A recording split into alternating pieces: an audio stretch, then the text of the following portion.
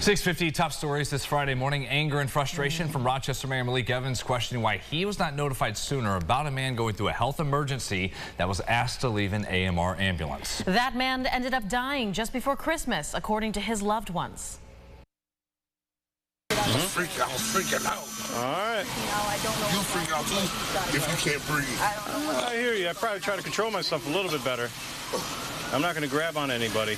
You know what I mean? What we just showed you is the scene from Seneca Avenue on November 30th. In that video, one of the EMTs is telling the officers that the man had grabbed them, but the man then exited the ambulance, collapsed shortly afterwards on the sidewalk. He was down for more than 2 minutes before anyone offered to help him. Now Mayor Evans is calling on an AMR itself to conduct an investigation. First and foremost, city residents deserve top-notch emergency services and health care. Ambulance services are vital for our community, and we must learn from this situation. People must do better when caring for city residents.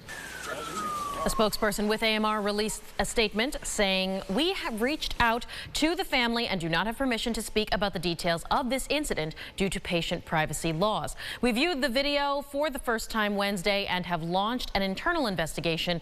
We have also requested an investigation by the New York State Department of Health Bureau of EMS and Trauma Systems," end quote.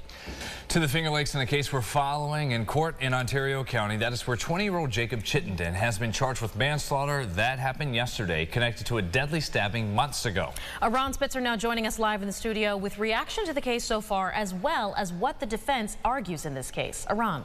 Investigators tell us on August 5th, state police found 2 men injured on Cunningham Drive in Victor. They go on to say Manchester resident Adam Record went to Jacob Chittenden's home and attacked him without warning as Chittenden got out of his car. In court, the defense said the altercation stemmed from a fight believed to have started at a bar in Fairport. Record was found dead with multiple stab wounds. Chittenden had a broken ankle and other minor injuries. His attorney argues this was clearly an act of self-defense, while the district attorney stands by the manslaughter charge. This is a clear-cut case of self-defense. This is an individual, the deceased that is, that got in a fight with my client at a bar on the evening that this occurred and then followed him home. This is a manslaughter. Certainly it is a situation where we're talking about injuries as it relates to knife wounds and not gunshot wounds. So it's necessarily a closer combat type situation. We're not going to indicate or take a position as it relates to being particularly heinous. A pretrial attorneys-only conference is scheduled for mid-February. It's unknown when Chittenden will return to court, but as of now, he's being held on a $100,000 bond. Brennan, Michaela? Ron, thank you. Also in court today, we expect to learn more about the federal case against the racist Buffalo Tops mass shooter. It's expected that the Department of Justice has finally made a decision about whether to seek the death penalty against white supremacist Peyton Gendron. For months and months, the federal case against the shooter has been pushed back to give the DOJ time to assess whether Gendron should be put to death for killing 10 innocent people that day just because they were black. He is already serving a life sentence without the chance of parole. That is on the state charges. Sunrise traffic here at 6:53. No snow covering the roads, anything like that, or rain to worry about.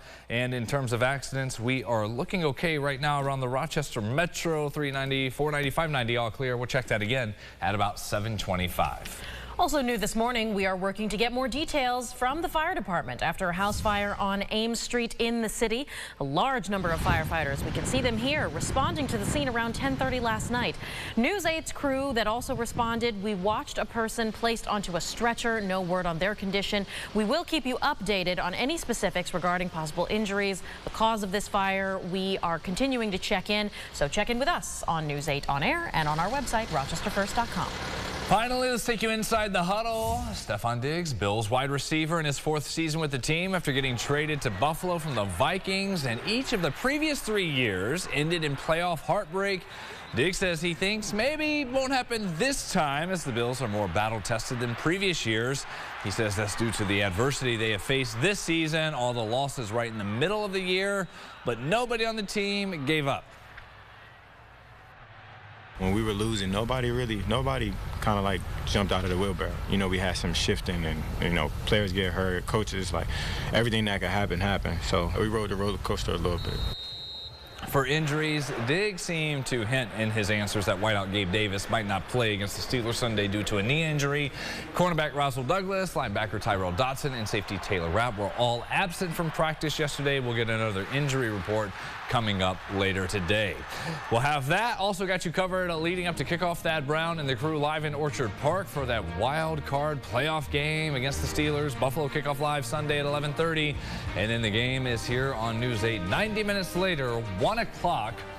You'll see it right here. Your home for the Buffalo Bills. All right, we already heard Bills are the favorites, so hopefully that'll carry them through this crazy weather we're expecting that day. Yeah, that's right. Hopefully the cold and the wind, not an equalizer there for the Steelers. No roof on this stadium. No roof on the new stadium either, by the way. So as the playoffs continue to go through Orchard Park, it will be more weather. A lot of weather games this weekend, actually. There's a Kansas City game that's going on Saturday. It's going to be colder than Buffalo. It's just it's no fun. Stay on your couch, people. Yeah, right. Exactly. Bitter cold air. Now, you see 40 on Saturday. It's really falling into the 30s, 20s, and then teens. Sunday, just lake effect snow. That's going to be an issue as well.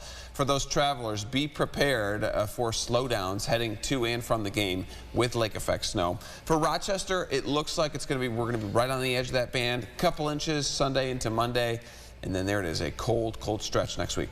All right. Thank you, James, and thank you for spending this week with us here at Sunrise. We'll see you back here in half an hour. And CBS Mornings is next.